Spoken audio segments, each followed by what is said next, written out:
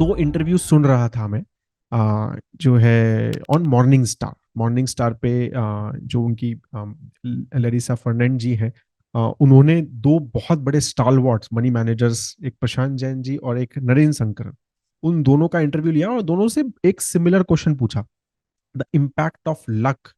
ठीक है, ऑन मतलब आप लक को कितना ज्यादा फैक्टर करते हैं। ठीक है, तो बहुत ही इंटरेस्टिंग एक क्वेश्चन था। मुझे लगा कि भाई मनी मैनेजर्स, अगर हम पैसा मैनेज करते हैं, पोर्टफोलियो मतलब मॉडल पोर्टफोलियो हम भी मैनेज करते हैं, तो एक छोटा सा, मतलब वो तो they are the stalwarts, तो we are very small, but I thought कि I will learn from them on this, कि उन्होंने भी कहा कि भाई हम, it is not just about कि हम एनालिसिस करें, भाई सब कुछ एनालिसिस के बेसिस पे करके हम इतना अच्छा नहीं कर पा रहे हैं।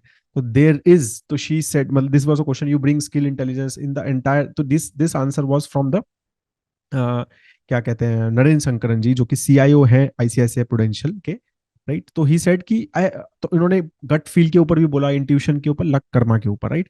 तो उन्होंने काफी अच्छा आंसर दिया कि भाई मैंने काफी सारी साइकिल्स देखी हैं, राइट। और एएमसी ने मार्च 2020, जब मार्केट बहुत ज्यादा गिरा था, तो 10,000 करोड़ हमने इक्विटी में इन्वेस्ट किए थे, based on my gut feel, that comes out of a gut feel that market will eventually turn around. तो गट फील के बेसिस पे थे, बिकॉज मैंने जो मेरा पास्ट अंडरस्टैंडिंग थी, क्या कहते हैं, मार्केट्स की, क्योंकि जबकि सब जगह ये चल रहा था कि भाई changes for ever and world will and का बात चल रहा था, एक एपोक्लिप्स की बात चल रही थी, बट मैंने गट फील पे 10,000 करोड़ रुपए इन्वेस्ट किए। तो gut feel definitely, it is not just about analysis, sometimes आपको गट फील पे भी एक देने पड़ते हैं, और कई बार वो गलत भी हो सकता है। ठीक है, and then he also said कि लक के ऊपर भी it's integral part of investing, does luck play a role in 3 month alpha, 100%। 3 महीने में अगर आपका पोर्टफोलियो अच्छा कर रहा है, तो 100% it is because of luck. ठीक है, and did luck play role in alpha for 20 year of investing? No, obviously 20 साल तक अगर आप इन्वेस्ट कर रहे हो, तो लक की वजह से है क्या? वो नहीं। तो बहुत ही इंटरेस्टिंग चीज, right. Did luck play your life? Certainly. तो रोल लाइफ में लक प्ले करता है, बहुत ज्यादा करता है। Luck and play fate player big role in life all the time. ठीक है, तो coming from the people who are managing like lakhs of crore, right, CIO of ICICI second largest mutual fund house है। सिमिलरली फिर इन्होंने सेम क्वेश्चन जो है प्रशांत जैन जी से पूछा, जो कि एचडीएफसी के भी नो, मतलब प्रशांत जैन एचडीएफसी सीआईओ रहे हैं, right now he has started. तो उन्होंने वहां पर व्हाई एक्नॉलेज द, तो डज, आपका क्वेश्चन है कि डज गट फील और luck play a role in big of, तो इस whether you call it luck, destiny or karma, it plays an important role. I think it is important to appreciate. It keeps us humble. We should not take credit for all we do. Small events can change the course. At the same time, despite your best efforts, outcome may not be good. So if you believe in role of luck, destiny, it will enable you to handle even those outcomes with fortitude. तो मतलब मैं वही कह रहा हूँ कि इतना ज्यादा डेटा होने के बाद, इतना बेस्ट एनालिसिस, इतना अच्छा ब्रेन होने के बाद, right, one of the best performance होने के बाद, दे ऑल्सो अप्रिशिएट कि lot of things have happened because of fate, luck, karma, destiny, whatever you want to say. तो हमें भी वो चीज हम्बल रहनी चाहिए, राइट। कई बार आप, हम सब, क्या होता है कि कुछ अच्छे रिटर्न्स आ जाते हैं, कुछ अच्छे एनालिसिस कर लेते हैं, कुछ अच्छा स्टॉक ले लेते हैं, तो हम सोचते हैं अरे यार, क्या मैं बहुत ही बढ़िया मनी मैनेजर हूँ, या मैं बहुत ही अच्छा, या कोई भी लाइफ में भी, अरे मैं बहुत ही अच्छा हूँ शायद, राइट, इसलिए मेरे साथ अच्छा हो रहा है, या मैं बहुत अच्छा मेहनत करता हूँ, मैं बहुत, बिल्कुल मेहनत इंपॉर्टेंट है, but then luck also plays. और उन्होंने बहुत ही जबरदस्त एग्जाम्पल दिया लक का। उन्होंने बोला कि भाई मैंने एक 60 मार्क्स का क्वेश्चन जो है वो मैं गलत लिखाया, because of Hindi English translation के चक्कर में, मेरी हिंदी इंग्लिश इतनी अच्छी नहीं थी, राइट। उसकी वजह से मैं जो सर्विस मेरे को चाहिए थी, सिविल सर्विस का एग्जाम दे रहे थे वो, तो जो मेरे को चाहिए था वो नहीं मिला। और वो नहीं मिला तो मुझे क्या मिला? मुझे एसबीआई म्यूचुअल फंड में इक्विटी रिसर्च का काम मिला। ठीक है, तो अदरवाइज मुझे कुछ और चाहिए था। तो now we are blessed, right, कि he became one of the most celebrated fund manager ever. ठीक है, एंड देन तो वी नो कि what he has become now. तो लक, राइट, तो luck always plays a role and fate always plays a role. तो even these guys say this. तो in life also, in money management, in portfolio management, we should know this. तो ये मेरे को learning थी, मेरे को लगा आई will share that with you. I hope that you liked it. अच्छा लगा तो प्लीज वीडियो लाइक जरूर कीजिए। तो आज के नॉलेज सेक्शन में हम बात करने वाले हैं इंडिया के एसेट एलोकेशन की, और एसेट एलोकेशन क्यों इतना इंपॉर्टेंट है उसके बारे में थोड़ा बहुत हम डिस्कशन करेंगे, और क्विक करेंगे, ज़्यादा मैं टाइम नहीं लूंगा आपका। तो ये मेरे को चार्ट मिला बेसिकली, जिसमें ये बता रहा है कि इंडिया में एक ओवरऑल इंडियन हाउस होल्ड 50% अपना पैसा रियल एस्टेट में रखते हैं, 15% गोल्ड में, 14% एफडीज में, 5% के आसपास इक्विटी में, 3% ये, और आपको ये सारा इस हिसाब से। तो मैंने कहा कि यार क्यों है हम रियल एस्टेट इतना ज़्यादा और कितने रिटर्न्स हैं। तो एक ना रियल एस्टेट इंडेक्स होता है आरबीआई का, तो उससे मैंने कुछ नंबर्स निकाले जो 13 साल का डेटा ही है उसमें, तो इसलिए 13 साल के मैक्सिमम नंबर निकाले हैं मैंने। उसके हिसाब से मैंने गोल्ड के भी निकाले, फिर सेंसेक्स के भी निकाले। तो मैंने उस हिसाब से सोचा कि ऑब्वियसली रिस्क वाई प्रोफाइल सबकी अलग अलग है, तो मैं ये नहीं कह रहा कि आपको सिर्फ ये रखना चाहिए, ये रखना चाहिए। रिटर्न के हिसाब से मत देखो, रिस्क भी देखो, बट सब चीज़ें हमारी गड़बड़ ना हो। मतलब ऐसा ना हो कि हम एक ऐसी एलोकेशन में ज़्यादा ले रहे हैं जिसमें रिटर्न ज़्यादा नहीं बनते, राइट। तो जैसे अब अगर हम 5 ईयर कैगर देखें तो रियल एस्टेट का ओवरऑल इंडिया में 3% का कैगर है हाउसिंग इंडेक्स के हिसाब से। 10 साल में 6.7% है, लेकिन 13 साल में अच्छा 9.6% का कैगर है। This is pre tax obviously, ठीक है। गोल्ड का 5 साल में तो बहुत अच्छा है, लेकिन 10 साल में सिर्फ 5.6% का है, और 13 साल में 8% का। सेंसेक्स 5 साल में 12.5, 14, 15% है 10 साल में, और 13 साल में 12% के आसपास। वही इंडियन ट्रेजरी मैंने 1-3 ईयर का इसलिए लिया कि एफडीज के वैसे तो रिटर्न नहीं मिलते, तो एफडीज के हिसाब से मतलब मैंने सोचा कि भाई जितना 1 से 3 साल की इंडियन ट्रेजरी वो दे रही है उतना वो शायद एफडी भी दे। तो ये 6.6, 7.6 और इतना हमारा इन्फ्लेशन रहा है अलग अलग कैगर के हिसाब से। तो पॉइंट ये नहीं कह रहा हूँ मैं कि आप जो है सिर्फ सेंसेक्स ही ले लो क्योंकि उसके सबसे अच्छे रिटर्न्स हैं और सबसे ज़्यादा कंसिस्टेंट है, वो नहीं कहना। ऑब्वियसली उसमें रिस्क एसोसिएटेड हैं और everyone not can not take. My point is कि आप डाइवर्सिफाई करें तो अच्छे से करें।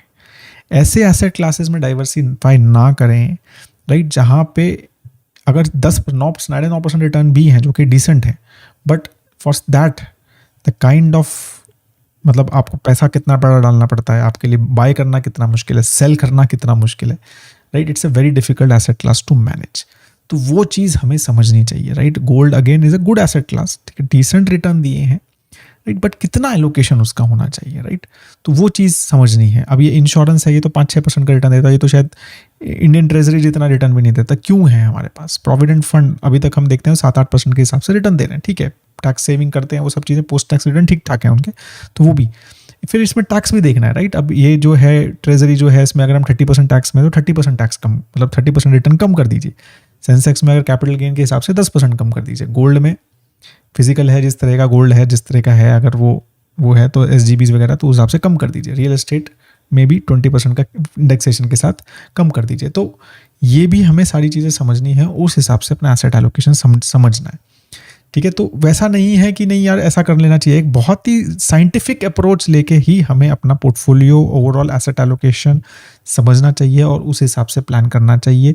ये सही एसेट एलोकेशन मेरे हिसाब से नहीं है, right, for Indian household. I think this needs to change. Definitely equity का एलोकेशन बढ़ना ही चाहिए, नो डाउट इन इट, ठीक है। और मतलब मेरे को लगता है कि प्रॉपर्टी जितना एलोकेशन इक्विटी का होना चाहिए और प्रॉपर्टी का डेफिनेटली कम होना चाहिए।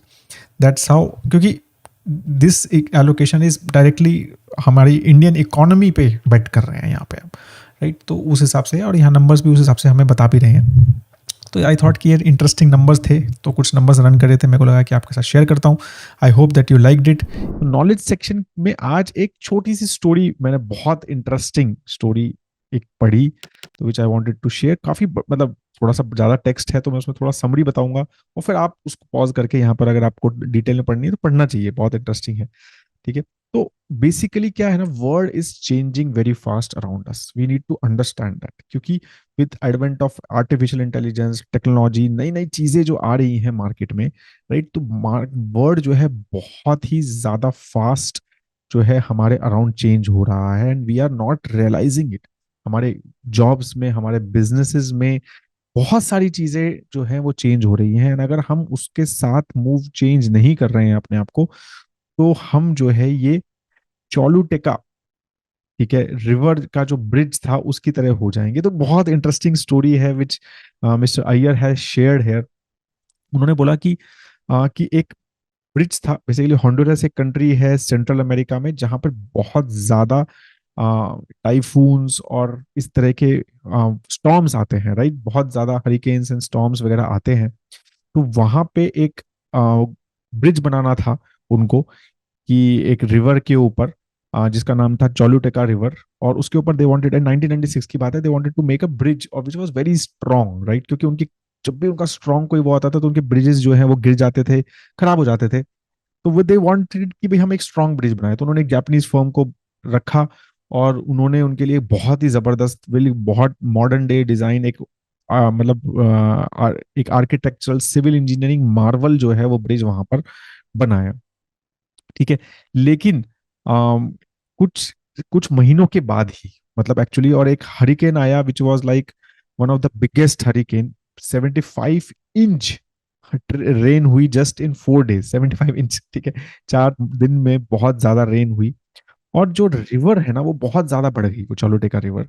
ठीक है, और उसकी वजह से बहुत सारे रिवर्स, मतलब बहुत सारे उनके ब्रिजेस वगैरह, होंडुरास के मोस्टली सभी ब्रिजेस जो हैं वो खत्म हो गए। सिर्फ एक रिवर ब्रिज बचा, वो था चोलोटेका के ऊपर नया जो ब्रिज बना था, जापानीज फर्म ने जो बनाया था, वो बचा। लेकिन हुआ क्या है, बिकॉज ये जितना भी रोड था जो कि ब्रिज की तरफ था और आगे था जो लेके जाता था, वो सब टूट गया, सब खत्म हो गया। चालुटेका रिवर इतनी ज्यादा फ्लो हो गई कि उसका जो पाथ था वही चेंज हो गया। तो चालुटेका जो ब्रिज था वो अभी भी था, लेकिन उसका कोई यूज नहीं था। वो it was taking someone from one way to other, जो का कोई यूज नहीं था, क्योंकि उसके नीचे से अब रिवर जा ही नहीं रही थी, रिवर उसके साइड से जाने लग गई थी। ठीक है, और उसकी तरफ जो रोड वगैरह था तो उसका भी कोई मतलब नहीं था, तो वो एक बिल्कुल वेस्ट ब्रिज बन गया था।